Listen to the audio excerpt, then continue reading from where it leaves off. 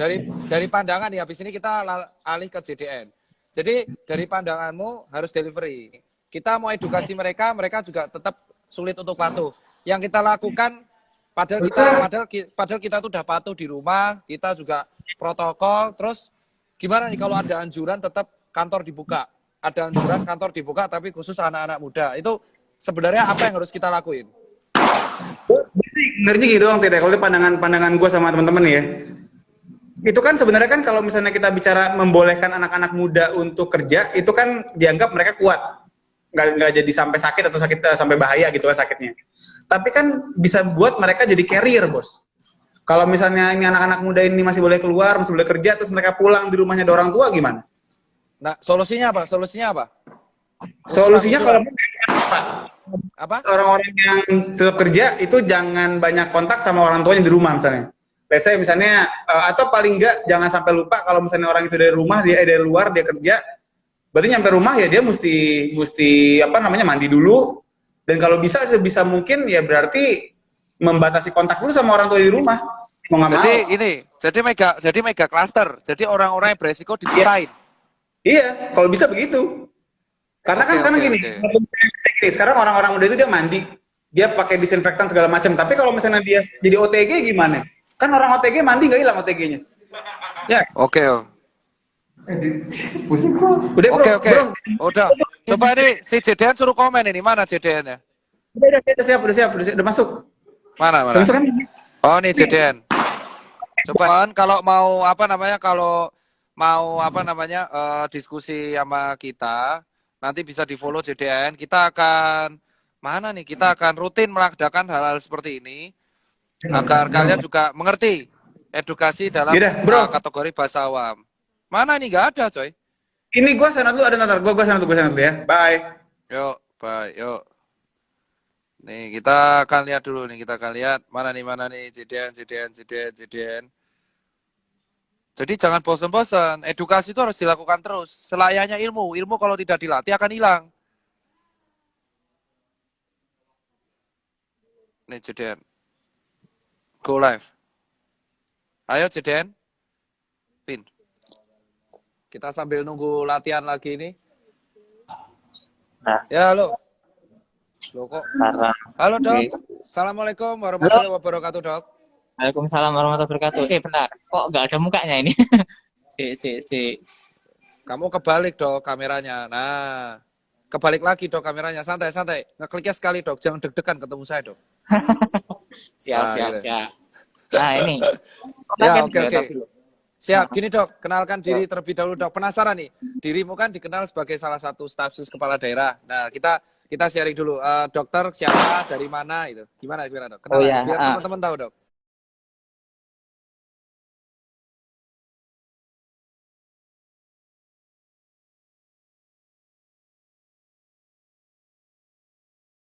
PPDS. Terus saya tiba-tiba waktu stase jaga poli, saya ditelepon direktur rumah sakit. Terus direktur rumah sakit itu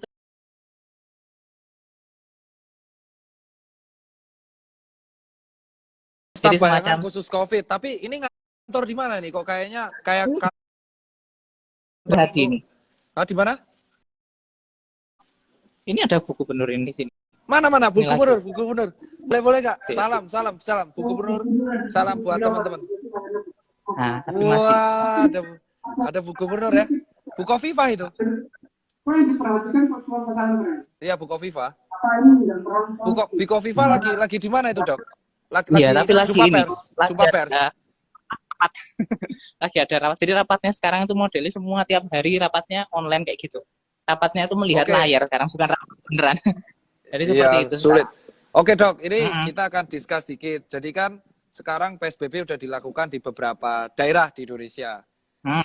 Ya kan? Tapi jujur aja kan banyak warga yang emang masih keluar. Ya kan? Benar. Dan masih keluar. Tapi maaf ya, ini ada suara tembakan karena emang teman-teman lagi latihan menembak. Nah, cuman di sini kita akan discuss bentar. Gimana? Kan mereka sudah diedukasi. Nah, untuk fenomena orang yang keluar. Dan COVID ini kan nggak akan sulit untuk kayak, ya namanya virus akan mutasi terus ya, Dok ya. Nah, sebagai orang sebenarnya aman nggak sih kalau kita keluar? Aman nggak sih? Nah, ini ya, ini dilema ya. Jadi Nah, apa? coba dong. Sekarang ini jadi sebenarnya unik ya. Kita itu sekarang itu kajiannya di pemerintah itu semakin antara pusat sama daerah sama lokal itu yang pertama terjadi asimetri informasi. Gak semuanya itu paham. Gak semuanya paham. Dari pusat Oke. mungkin pahamnya mungkin ada beberapa orang yang expert di kesehatan. Sekarang expert dari kesehatan di pusat itu sudah lumayan banyak. Tapi belum tentu di daerah itu ada. Di Jawa Timur aja mungkin kurang. Atau mungkin bahkan di kabupaten kota itu malah nggak semuanya tahu. Akhirnya yang terjadi adalah action-actionnya itu kadang-kadang belum evidence based. Itu yang pertama. Nah, Coba akhirnya jangan pakai bahasa medis, Dok. oh Evidence Jawa based yang itu medis apa? ya. Ojo ini yang nonton orang Mas, awam semua. Rata-rata oh iya follower iya, iya. orang awam semua. Be. Siap. Ya Evidence kayak based lah. sih, Dok. Ini wis terbukti apa durung lho. Lek gak iki kadang-kadang ngawur akhirnya. Nah, itu. Jadi kita tuh sekarang dalam kengawuran yang diselaraskan sekarang. Terus kedua. Nah, itu yang terjadi karena apalagi sekarang itu pemerintahan itu otonomi daerah, Bang. Otonomi daerah itu sakarepe dhewe. Maksudnya gini, gubernur nyuruh kabupaten A atau kota B nyuruh seperti ini belum tentu dituruti loh. Itu. Oh, Apalagi jadi permasalahan ini kalau aku boleh simpulkan, maaf aku potong, Dok. Itu pusat udah buat aturan yang bagus. Terus ke kepala daerah, tapi ke bawah-bawah ini juga belum dilaksanakan dengan baik, seperti itu. Atau terjadi miskoordinasi.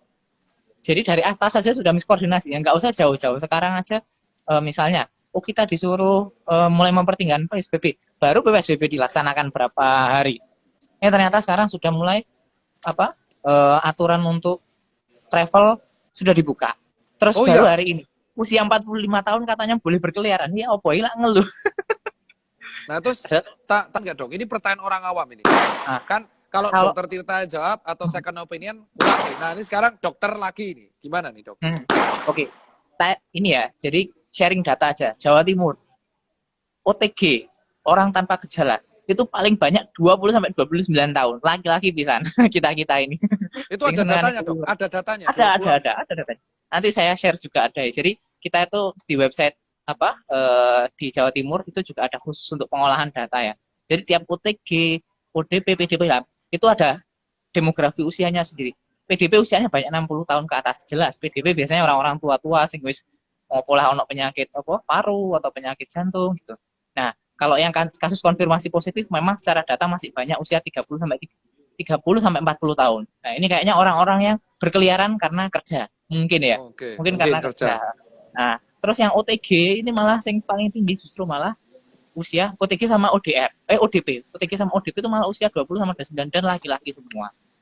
Itu sekitar 18% kemarin. Nah, artinya kalau kita keluar, ya kita beresiko bertemu dengan orang-orang yang seperti itu sebenarnya. Itu yang pertama. Dan yang kedua sebenarnya gini, kalau misalnya kita keluar, nah tujuannya untuk apa dulu gitu. Nah, kalau tujuan kita cuma buat nongkrong, nggak penting banget. Nah, itu kan gini, contoh lah. Di sini itu kita sekarang sering yang namanya razia dadakan. Nah, orang-orang itu malam-malam itu pernah ke kafe kita, bukan kafe itu ya, kayak masjid pernah. Masjid kita masjid terus tur wame untel-untelan gak iso dikandani wis gak usah suwe-suwe. Itu yang dokter sidak, itu dokter dan tim dokter atau ada tim warajib atau emang dokter atau emang tim gubernur ya sama Pak Polisi, Pak. Kalau sama Pak Polisi kita yang dipukuli, Pak. Kita yang pakal itu. Jadi kita itu sekarang itu cara edukasinya udah enggak model kandani gini-gini sudah enggak mempan sekarang itu. Kita enggak usah ngomong susah-susah. Kita langsung datang, ini ada tempat kerumunan. Ya udah polisi datang, segret. Nah, terus nanti kita rapid test. Kayak kemarin tuh di perkumpulan yang viral tuh di Sidoarjo kemarin. Sidoarjo ada terawih, terus habis itu kita kandani nggak bisa, terus sudah nggak usah kita kasih rapid test gratis saja. Positif 6 bang. Positif 6 besoknya bubar itu.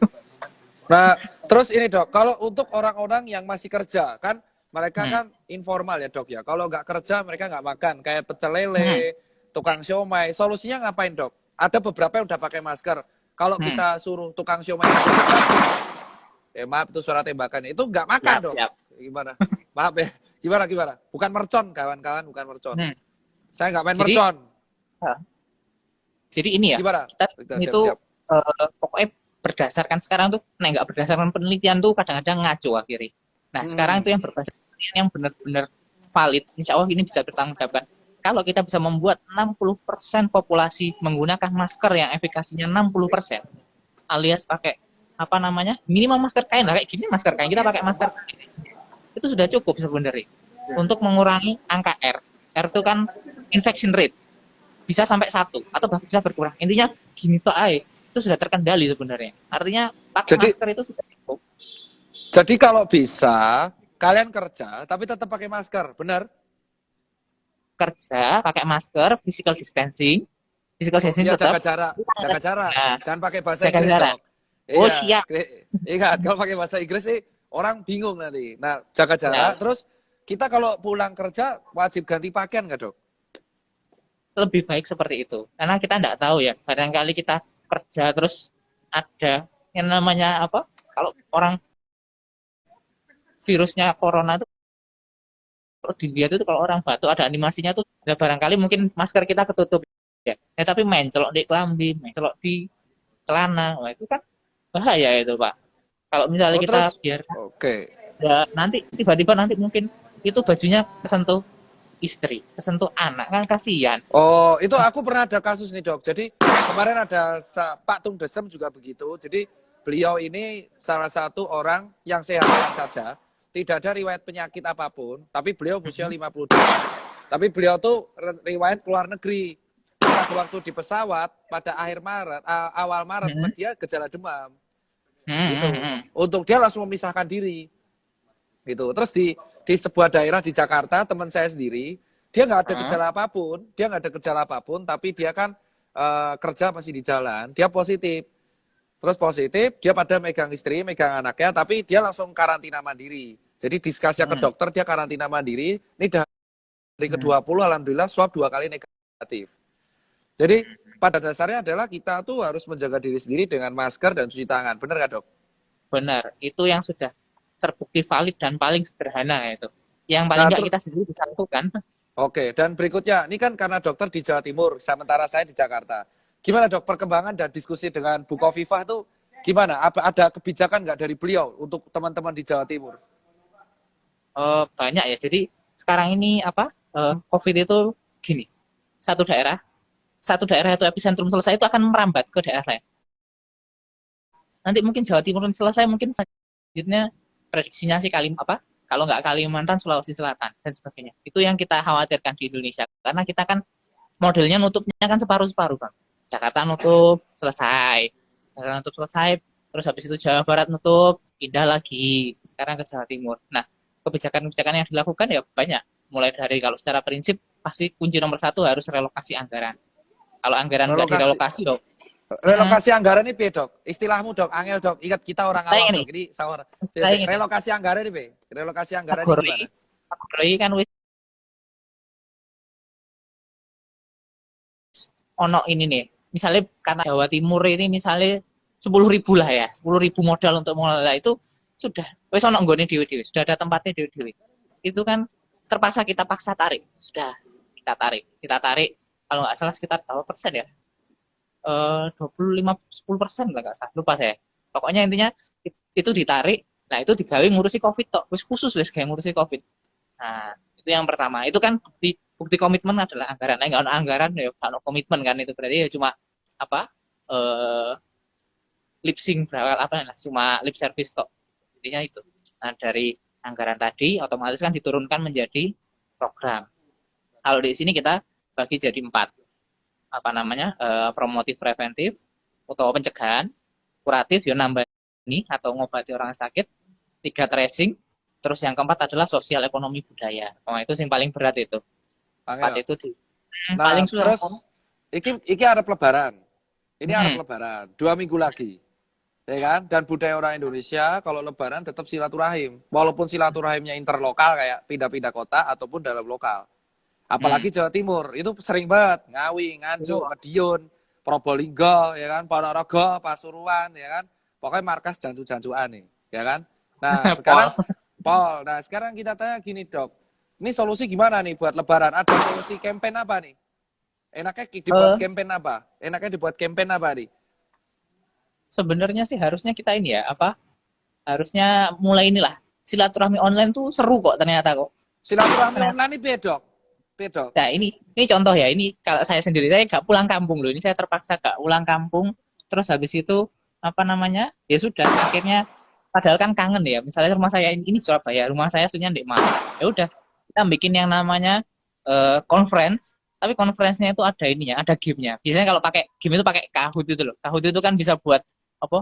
Tanya jawab gitu. Oh, Jadi kita ngobrol, terus habis itu kita iya. bisa ada sesuatu yang interaktif gitu loh, biar nggak bosen gitu loh. Jadi Seperti open itu. house-nya open house-nya ini adalah open house online. Online bener. Online. Enak, Nah, apalagi kalau kita ngirit makanan. Ngirit. oh Ngirit. hemat, hemat makanan, Nggak perlu hemat ngasih BBM. bonus uang. Iya, benar. Dan terus Bener, dok, bener. ini yang berikutnya adalah, ini tadi ada yang tanya, dok ini prediksi kok bisa sampai luar pulau tuh caranya gimana? Emang virusnya terbang apa gimana? Saya host dok, jadi sebenarnya saya tahu, Waduh, tapi saya coba dok, tadi ada yang tanya, dok siap, ini kok siap. bisa sampai Kalimantan, sampai Sulawesi, emang ini apa dok? Konspirasi Nah, apa gimana nih dok? waduh, konspirasi. Seperti gini lah, bayangkan loh, zaman dulu tuh kita itu ngelawan virus itu kan tahu ya, virusnya itu zaman dulu yang paling terkenal, zaman sebelum-sebelumnya yang kita paling kenal kan demam berdarah ya. Ya jelas virusnya ada di nyamuk. Ya sudah kita bunuh nyamuknya, selesailah sudah. Nah ini virusnya di manusia ya, manusia ini Dok, berkeliaran. oh masa Masa manusia yang dipakai dok? dibedili, Pak? Korea Nah, Utara iya. bro, ojo bro, masa dibedili bro manusia nih bro, Iya. kayak nyamuk, Eh, jangan. Nah ini bener, gimana? nah itu kita Solusinya? nggak bisa. Hmm. Solusinya ya harus ini Pak, harus setiap manusia ini harus Sadar harus diri itu dan tadi, disiplin. sadar diri, disiplin, terus testing yang massal, testing masif Tapi kalau lah. testing massal kan angel dok, alatnya aja terbatas maksudnya. Itu kan harus impor dari luar. Gimana dok? Iya. Selama Ini ya, testing nggak bisa massal, solusinya apa dok? Enak ya? solusinya gimana ya? Jadi testing ini memang jadi masalah ya. Kalau sudah nggak ada itu ya, kuncinya itu cuma 3, wis kita putar-putar dengan bukti apapun ya wis, pakai masker di rumah saja jaga jarak, terus ya ini cuci tangan, wis itu 3 itu tak wis rumus yang itu mau diputar kayak opo ae bisa berhasil. Sebenarnya harusnya ya itu ya PSBB ya, tapi PSBB ini ya enggak semuanya nurut ya. Ini coba kita lihat nih sambil kita jalan-jalan ya. Coba Orang-orang ini ya gak wah keren ya dokter ini di Geraha ya, di rumah dinas ya? Bukan ya? rumah dinas ini. Rumah dinas ya? Ini Geraha rumah dinas ini. Wah mantap Ini ya. Masuk rumah dinas ini kayak rumah sendiri dok. Bendino itu masih rapat itu kayaknya konferensi itu di situ tuh gubernur. Coba kita lihat dok, keluar ruang dinas. Ini kayak tour Oh ya, open house. Gimana nih rumah ya, dinas Bukoviva? ini museum-museumnya ya. Ini ada gambar-gambar apa ini? Ini di atas itu ada ini, ada gambar zaman ini apa namanya? Perang waktu Dok, bendera dok, yang ini malah tuh rumah dok kayak museum jadinya loh. wis Ini siap. ayo. Mah ngopo ya dok, mah lapo. Ya segitulah pokoknya intinya. Nah, dok, Nah, sambil ini jalan. ya sambil jalan. Nah, Ini nah orang wis. tuh membandingkan. TBC Lanjut. juga menakutkan dok. Emang COVID itu kenapa sih? Wow, sinyalmu dok, basement po. Kuotamu elek po. Kuotamu apa? Dok, halo.